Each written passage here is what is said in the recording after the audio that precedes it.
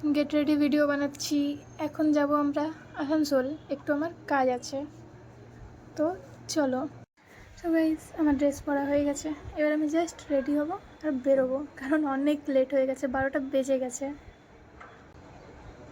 My favourite, এটা আমার favourite all time. So আমি এইটাই ইউজ করি সবসময়।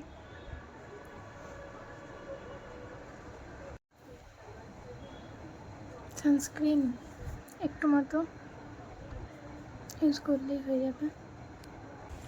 সো গাইস, কী কাজের জন্য যাচ্ছি সেটা জানার জন্য তোমাদেরকে নেক্সট ভিডিওটা দেখতে হবে, কারণ এই ভিডিওতে আমি বলছি না। তো চলো। এভাবে মেকআপ করছি, আমি মেকআপ করিনি, সানস্ক্রিন লাগিয়েছি শুধুমাত্র, আর কিচ্ছু না। কেমন লাগছে জানিও।